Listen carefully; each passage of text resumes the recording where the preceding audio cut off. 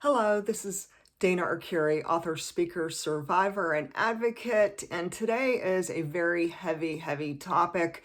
And I'm really trying to refrain from getting too deep into anything that's very scientific, because then you could bore people and lose people. So I try to keep things more on a level of better understanding, just talking from person to person as if I was sitting next to you drinking coffee and we're just chatting. So I prefer to keep things a lot more personal versus scientific.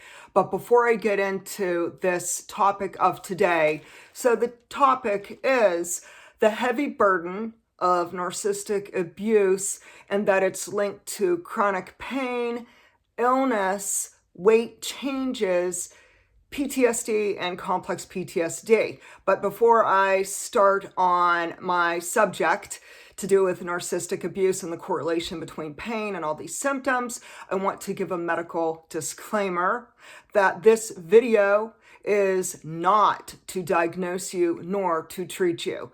If you believe that you have a potential physical or emotional illness or condition, please seek help with a medical professional such as your physician, a psychiatrist, etc. And by all means, please do your own research, look outside the box, and advocate for your own health. So many of you already know about me, about my story with narcissistic abuse. In case you are new to this channel, thank you so much. I'm not going to get, real heavy and deep into my own journey with fibromyalgia, chronic pain, and complex PTSD, as well as narcissistic abuse, because obviously that could take hours and hours upon hours. It is in my book.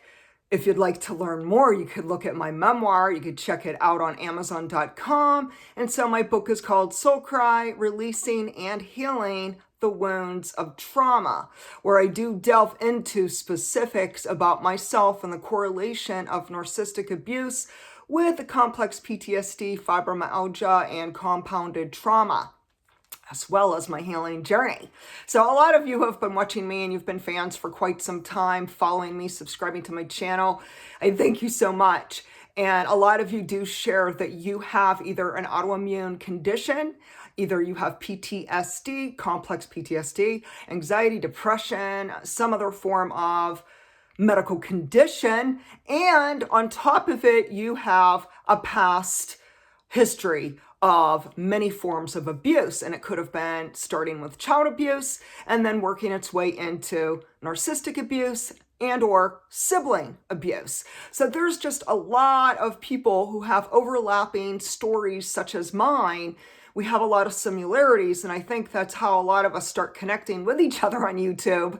Thank you so much for connecting with me and getting to know me and sharing your own story, because it's through this that I really started more so becoming more enlightened about this correlation between chronic pain and narcissistic abuse.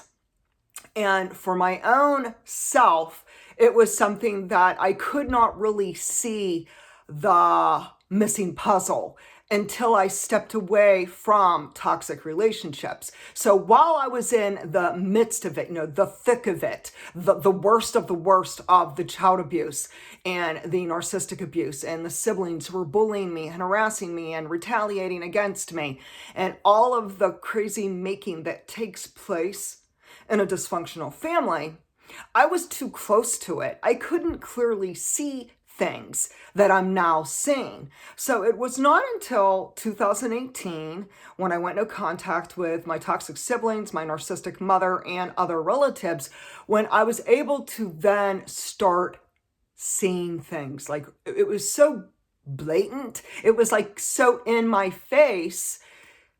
And it was just amazing that just like boom, boom, boom, all of a sudden I'm seeing things so much clearer. It's almost like when I was in the relationship with my narcissistic mother and my toxic siblings, it's almost as if my vision was foggy, it was blurry, I could not see. But when I stepped away and I ended that cycle of abuse and I ended those very unhealthy relationships, it was almost like I put on a pair of glasses So I put on a pair of glasses and all of a sudden I could see. And what I saw was shocking, overwhelming, and sometimes even a bit triggering. But it helped me understand that when you do leave a very unhealthy, toxic, abusive relationship, you will at some point, through distance, through time, through processing the pain and working through the trauma journey and really trying to link together both the physical and the emotional aspects, bring them together as one. Because remember now, we are not just a physical being, we are not just an emotional being, we are a whole human being. And we have symptoms that are physical as well as emotional. And there are some things that may have been unconscious at one time, but now, as you have learned for yourself, many of you are sharing now that you are no contact or possibly gray rock with the narcissist and or flying monkeys, you are coming to see that you have definite physical and or emotional symptoms. And for many of you, you have not connected the dots yet. And so it's okay. It's okay to not know what you don't know. Think about it.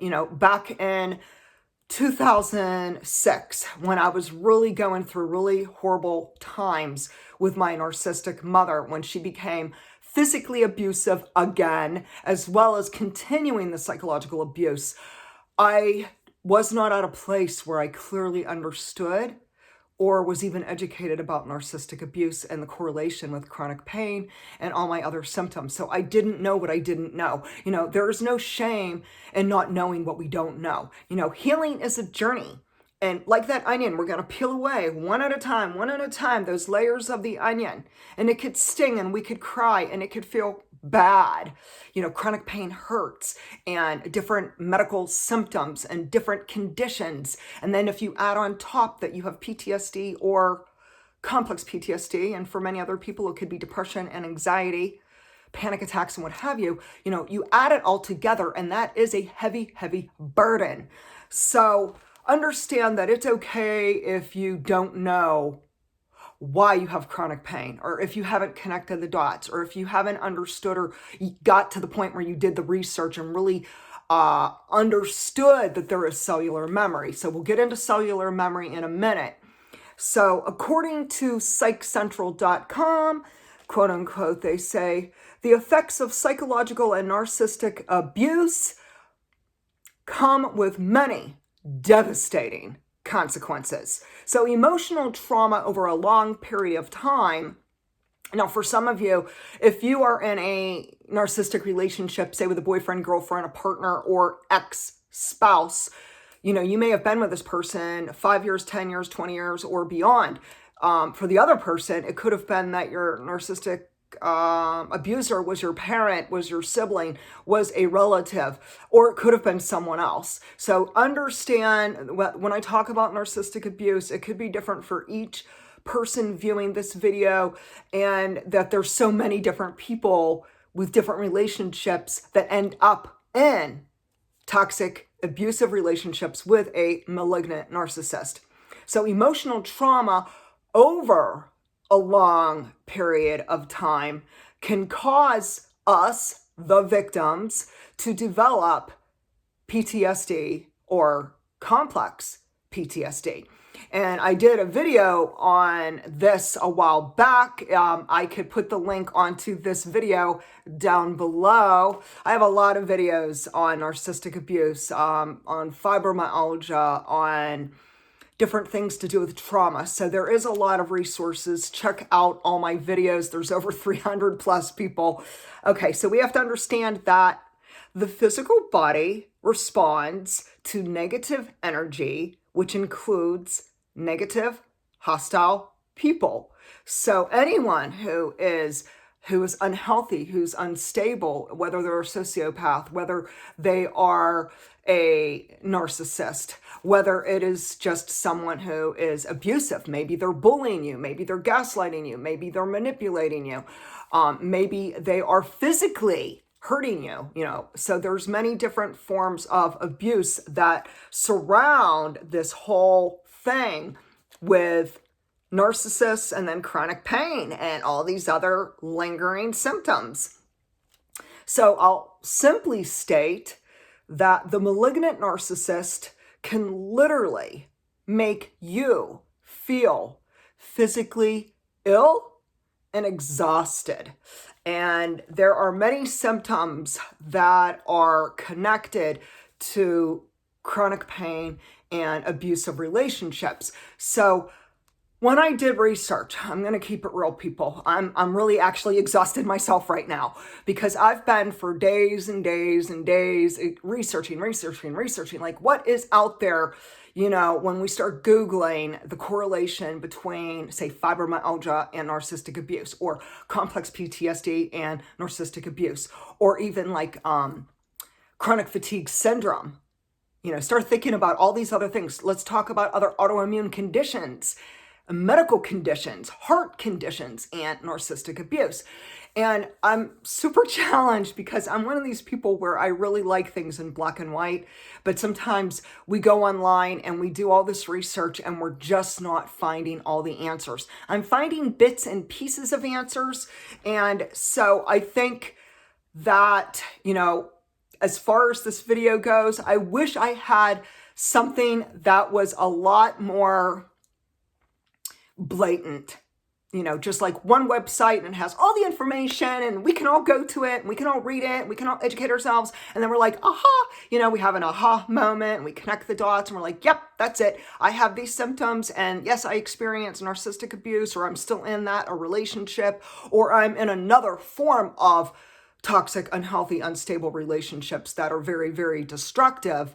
But we could then connect the dots. But in all complete humility, I have to humble myself. No, I haven't found, just like one website that has everything I really feel at my fingertips. So instead, I'm all over the place. I'm hopping from one website to another website to another website. I'm reading books.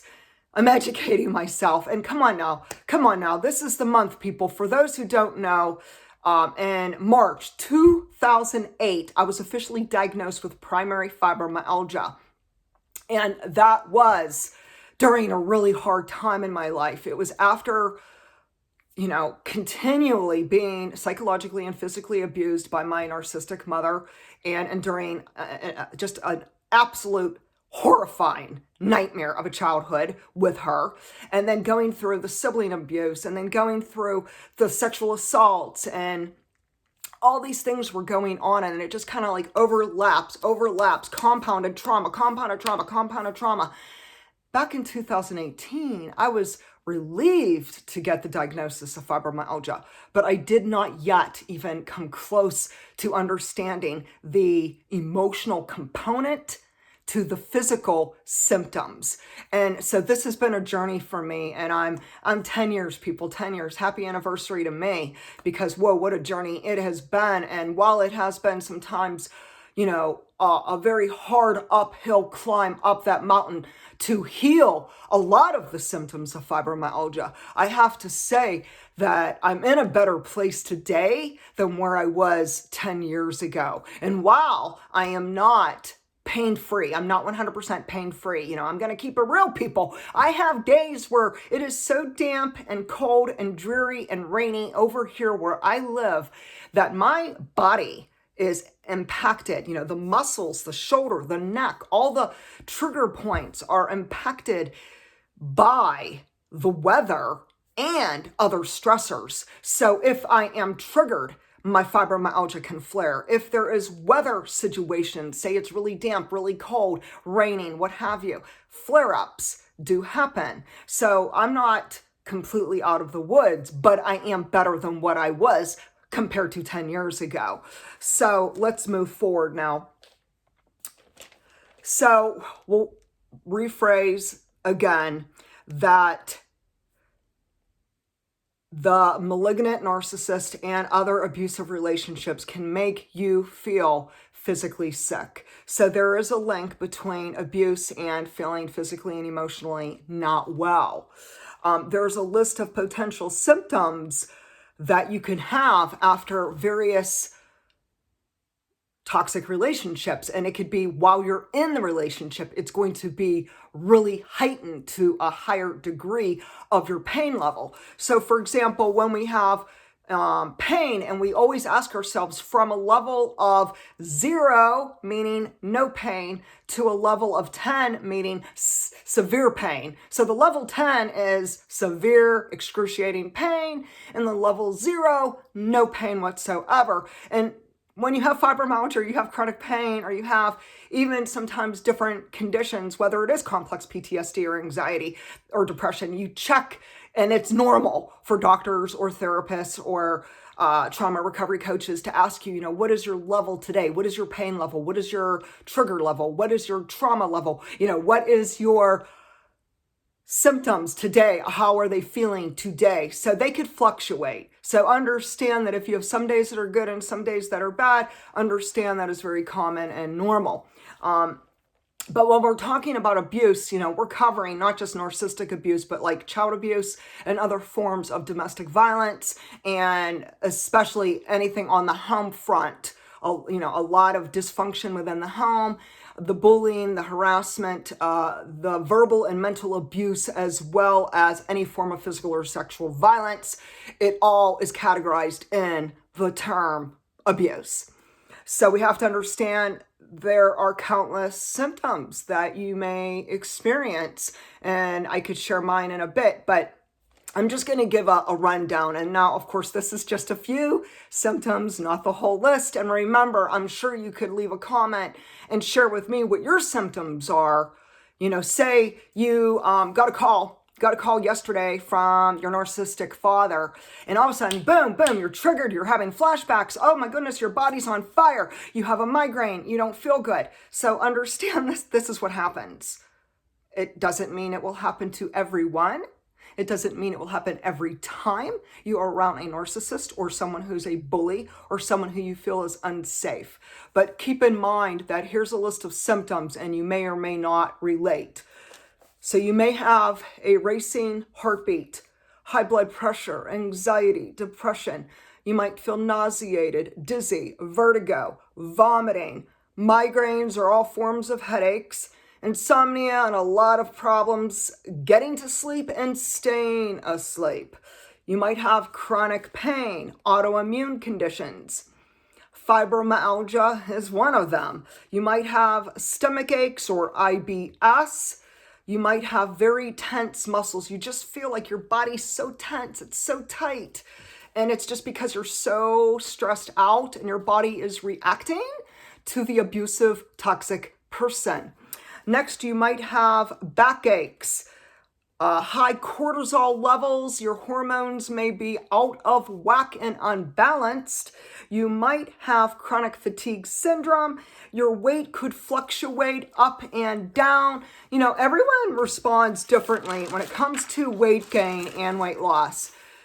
Everyone is so different. We're all so very unique in the way our body responds to stressors, to abuse, to ongoing trauma, and even our past trauma that is still impacting us and influencing us right now, today. So some people, when they're under these stressors, they lose weight. Other people, they gain weight. So we have to understand that everyone's different, and our response, especially to trauma and abuse, can be very, very unique. According to the Institute for Chronic Pain, they say upwards of 90% of women with fibromyalgia report trauma in their childhood and or their adult. Now, I did a lot of research over the past 10 years because I've been on a fibromyalgia journey for 10 years. I've been researching for 10 years. I am a lifelong learner. And so I'm always learning. I'm always reading. I'm going to workshops. I'm taking seminars. I'm constantly learning and gaining more insight and wisdom. And it's a beautiful thing when you do that, because it is so, so empowering. And I am so grateful for all those opportunities that give me the ability to learn more, to understand more, understand my trauma, understand narcissistic abuse, understand complex PTSD, understand how to help myself reduce my symptoms that are both physical and emotional, well, as well as mental. Come on now. It all goes together. And so the Journal of Family Practice had 2 doctors that stated that emotionally charged pain has shown through these medical studies that they're not finding tissue damage with the patients who were diagnosed with primary fibromyalgia. So they were diagnosed with primary fibromyalgia, but yet during all the medical testing, and mind you, there is no such thing as a medical test that says, yes, you have fibromyalgia, or no, you don't have fibromyalgia. So as a side note, just for those who don't know, maybe you're not aware, there is no single test on earth that, like, say blood work, or say like an MRI or a brain scan. I'm just giving examples. There's no test that will directly link fibromyalgia to any form of chronic pain. Even to know you have chronic pain, a lot of times you could go years and years and years and decades and not figure it out, because it's very difficult when it's an autoimmune condition. And a lot of times in the medical, traditional Western medicine community, it is something that there's practitioners who have different opinions. And so you may have 1,000 doctors that believe one thing, and you might have another 1,000 doctors that believe another thing, and then you might have naturopathic doctors that say, oh no, that's not even true, it's really ABCD. So when we start looking at chronic pain and fibromyalgia, there is no one test for it. What they do is they rule in and rule out other conditions. So for me, I'll give an example. So for me, in March 2008, I went to a rheumatoid specialist, and I thought it was my back. So it started off, I went to him because I thought I had a back problem, but then I had chronic pain everywhere. And I thought, well, wait a minute, why are my shoulders hurting when my problem's my back? So why would that influence the pain in my shoulders, or the pain in my neck, or the pain running down my arms? So I needed to make logical sense. So I went to this specialist, and after he did some testing, he said, oh, you do have a back problem. You do have herniated discs. Oh, you do have degenerative disc disease. I know, big word, tongue-tied.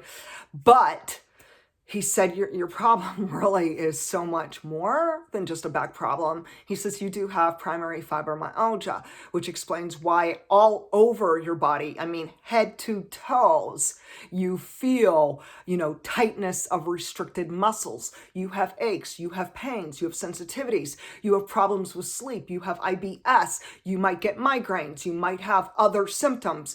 And we know with fibromyalgia, as well as many other medical conditions, when you have a chronic pain condition, it goes hand in hand with depression. And why is that? Because anyone who's suffering year after year, decade after decade of chronic, excruciating pain, it is life-changing, and it does influence our mental health, in which we can have bouts of feeling like the blues, having depression, and so forth. It does go hand in hand. I ended up getting a second opinion. There's a lot of people who believe, because there's such a big gap in finding medical correlations of fibromyalgia, say with abuse and so forth, and people want to understand it, and people want to get more opinions from doctors so they know, like, do I really have this problem? Do I really not? Is my fibromyalgia from my abuse? Is it not? So we don't know. You don't know what you don't know. That's my saying. But when we do the research, and when we go to various physicians or practitioners, or even we're going into therapy and so forth, we could bring on board all these different helpful resources that could start connecting the dots. They help us put the pieces of the missing puzzle together. And so for me in December 2008, I had a second opinion from another medical specialist. This one was a lot more thorough. I give him so much credit. While he was not able to understand or even yet think about, like, does Dana have trauma? He didn't go there. Okay. We didn't touch that at all. That was a piece of the puzzle that was not unraveled yet in 2008. But what he did is he said, we're going to check all these different other autoimmune conditions and medical conditions to see if you have actually something else. So, for example, do you have rheumatoid arthritis? Do you have lupus? Do you have Lyme disease? Do you have a thyroid condition such as hyperthyroidism? And so he sent me to a lab. I had over 33 tubes of blood. I mean, my goodness, 33 tubes of blood, people, at one time. That's a lot of blood.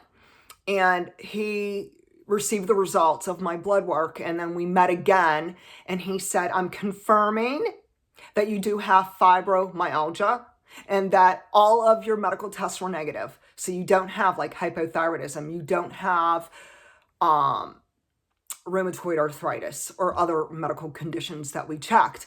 And so it helped me in the fibromyalgia journey.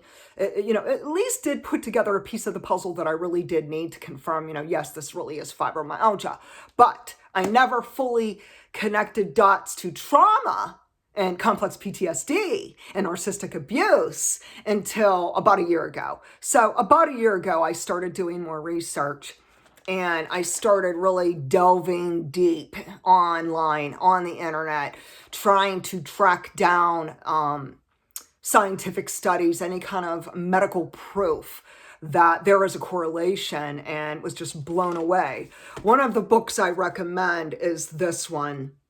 And please, order yourself this book. If you have experienced any form of chronic pain, any form of trauma, child abuse, narcissistic abuse, fibromyalgia, autoimmune conditions, again, PTSD, complex PTSD, on and on and on, so many different symptoms, domestic violence, any kind of very, very unhealthy relationships. This book is The Body Keeps the Score, Brain, Mind, and Body, and the Healing of Trauma. I hope I get his name right, people, and forgive me if I mispronounce it. Thank you for your grace and advancement. The author of The Body Keeps the Score is Bessel van der Kolk, and he is a doctor, and he has many, many books. He's known all over the community for trauma and PTSD and sexual assault and abuse. So he has just so much knowledge to share with the world around him. And I am so grateful for people such as this physician who shines the light on how abuse and trauma and all these horrifying things, how insidious they are and how they impact us, that they do have a direct link to the abuse and the pain. The physical pain, the emotional pain, all correlates with the actual trauma in and of itself. And so we have to understand that long-term abuse will amplify your pain. So for an example, let's just say in one of my situations, and I'll just give a real example, a truthful example, because it's best to just keep it out there. I try to be vulnerable and courageous and show up and just share authentically in a very brave way what I've experienced, especially with my narcissistic mother.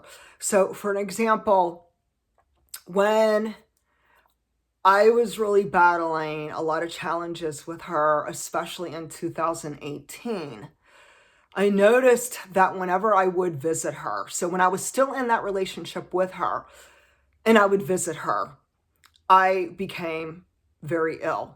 And what happened was I started journaling, because journaling is so therapeutic, and I do recommend journaling. It helps so much to write what you're feeling and what you're going through, because sometimes when we revisit our journals, we revisit our history, and it's in writing. So you're clearly seeing it with your own eyes, and you can remember, oh yes, this was 2018. I visited my mom on such and such a day. I was with her for 4 hours, and I came home and immediately felt that I was coming down with the flu.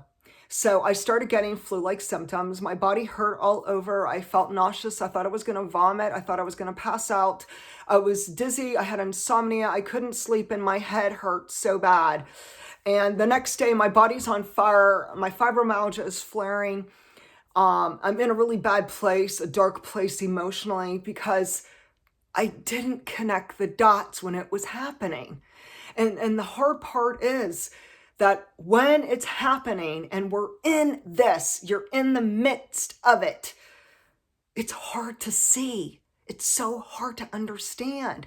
It isn't until we leave the toxic relationship or there's distance, a great, I'm talking a big distance, people, between you and the abuser, for you then to connect these dots, to find the missing pieces of the puzzle, and to say, yes, I was with this person who is toxic on this day at this time for this many hours. This is what transpired. And remember, it might be that there's nothing big that actually even transpired. It could have been nothing big or major happened. Maybe there wasn't a big blowout or conflict or negative experience on that specific day, but yet our body keeps the score. Our body knows the history of our trauma, and it understands and already remembers, even if we consciously cannot recall our past history. And it might be repressed, it could be suppressed. We might not consciously remember everything about our past history with this abuser, but our body doesn't forget. Our body doesn't forget. And so what happens is then we're in full-blown pain because the meeting and being in the presence of a narcissist and an abuser, someone who is hurtful and harmful, and you don't feel safe with them, it will go into a full-blown manifestation of physical illness. And for everyone, they could have different symptoms. So what you may have experienced might not be what I experienced, and what I experienced might not be what the next person experienced, but yet we're all having these symptoms. So we can understand that it is a unique experience, and it's actually mind-blowing to think that, wow, I'm with the narcissist and now I'm sick. And so what happened was, after I went into contact with my mother in 2018, I opened up all of my journals. I'm digging through about 5-6 years of journals. I do a lot of journaling. I've been journaling since I was a child, writing and so forth, because it's so healing, and I love writing, and I see the healing benefits of it. And so I go to each journal and I'm literally digging through and reading and reading and reading. And all of a sudden I'm seeing all over the place. I was with my mom on this day, boom, I'm sick. I was with my narcissistic mother on another day, boom, I'm sick again. I took a 2-week break from her, literally took a 2-week break. I had to distance myself, and I didn't really consciously understand why my body was saying, no, you can't be with her.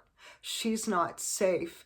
You feel so unworthy near her. You feel so manipulated near her.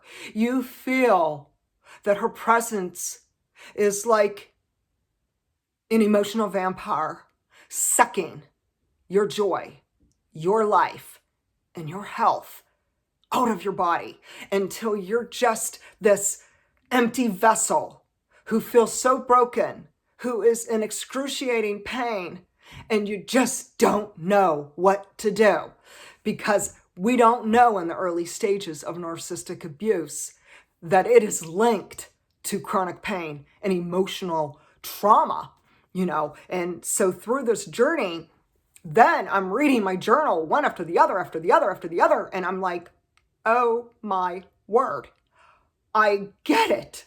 And I really, at that point, was able to process, understand, connect all the dots, put the missing pieces of the puzzle together, and see that like this big chunk of time, I mean, 5 or 6 years, people, of being in the presence of my mother, even being on a phone call with my mother, would cause me great anguish, turmoil, physical pain, fibromyalgia flare-ups, insomnia, and all these other horrible, horrible symptoms.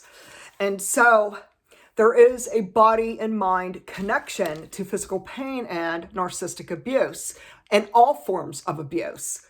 When we go through traumatic and abusive experiences, we unconsciously store it in our body.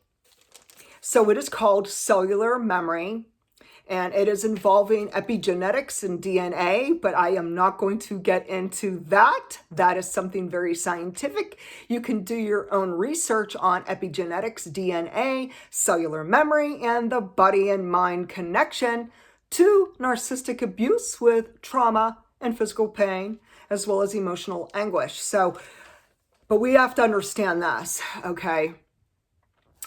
Sickness and trauma is in our cells.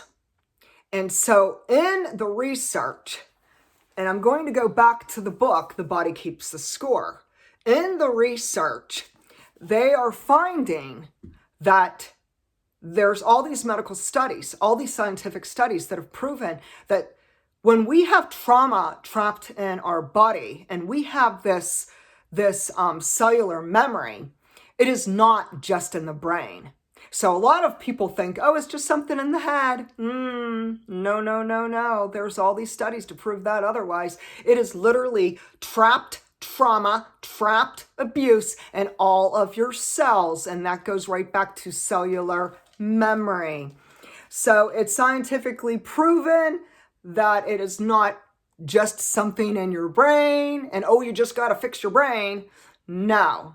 No, this is something that's very much manifested throughout your body, throughout your cells. And yes, there's a body and mind connection. Now, when we start looking at, like, say, weight gain or weight loss, again, everyone is different. Now, I'm going to just chat a little bit, keep it real, people. Oh, boy. In 2018, I noticed that I started gaining weight. And that's when I went no contact with my mother and siblings and relatives. By 2019, a whole year later, I had gained a lot of weight and I couldn't really understand it. Like at the time, I wasn't understanding it. Now I understand it because I've done a lot more research and I connected the dots to my weight gain.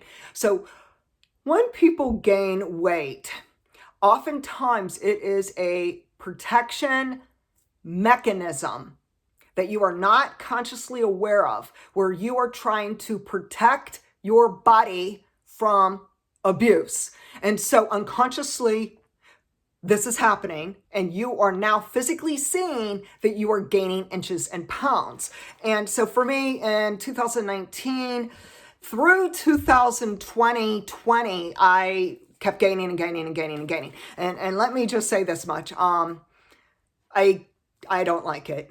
Just like most people don't like gaining unwanted weight. Now, everyone knows they have an area on the scale that is their best weight, and it's based on your height, it's based on your body, and so forth. But without getting too deep into weight gain and your body and what's right for you, we can understand that everyone, based on their size, based on their body figure and their height, there's a certain weight that is the better weight for us. So I knew that, and that was my benchmark. That's what I wanted to get down to. So in 2019 through 2020, I was trying every imaginable diet pill, every imaginable way to try to lose weight.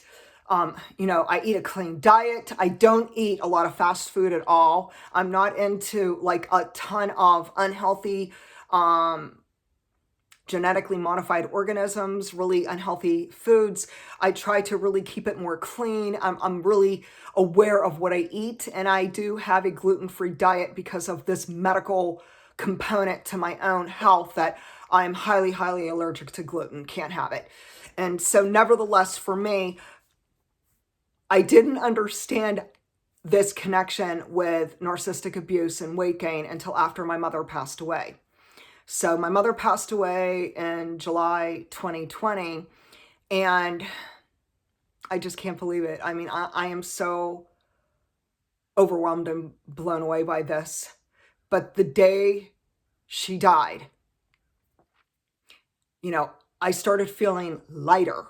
I felt relief. I felt free. Like when your narcissist does pass away, or anyone who did abuse you, it's not that we're happy they passed away because we love them. We may love them, and I'm not going to speak for everyone. I will speak for myself. I love my mother. I will always love my mother, regardless of what she had done to me, regardless of the 50 plus years of abuse, manipulation, and so forth. I still love my mother. But after she passed away, I felt a lot of relief. It was like the burden was lifted. And just like that, within a week of her passing away, the inches and pounds melted off of me. I was not doing diets. I was not doing I wasn't actively pursuing some big major weight loss. I wasn't focusing on that. I was in the grief journey. I was in the midst of, okay, this is what I've gone through. Now my narcissistic mother's passed away, and now I'm grieving, and I have all these emotions, and I need to process this, and I need to deal with this. That's where I was at.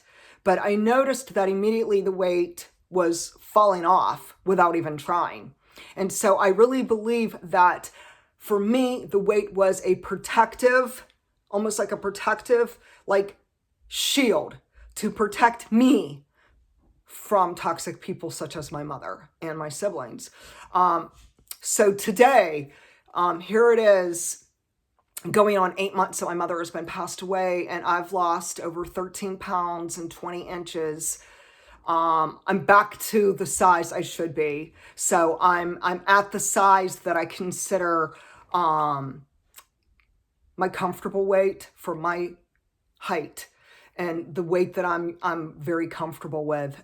So I'm at a good place now with my weight. I understand now the correlation with that I couldn't lose weight when I was in a narcissistic relationship. And for you, it might be the same situation or absolutely nothing like my situation. Or for you, it might be you lost weight. You can't gain weight. You've been so stressed. You might have high cortisol levels. Your body might be in fight, flight, or freeze. And you may be on hyper mode, survival mode, where your adrenals are really being taxed and overworked, and they're not balanced, and you might not be able to gain weight. So keep in mind, for everyone, it is different. This video is going far longer than what I wanted, so I'm going to wrap it up. Share with me, do you have any form of chronic pain, autoimmune conditions? Do you have CPTSD or just PTSD, anxiety, heart problems, thyroid problems? Do you have any form of, whether it's an emotional or physical condition that you believe is directly linked to a very abusive relationship, including narcissistic abuse or anything within trauma? So share with me whether it is your symptoms, your diagnosis, if you feel free, if you feel comfortable. Remember, only comment when you feel comfortable sharing. There's no pressure to share unless you feel comfortable with that. This is a safe space on my YouTube channel.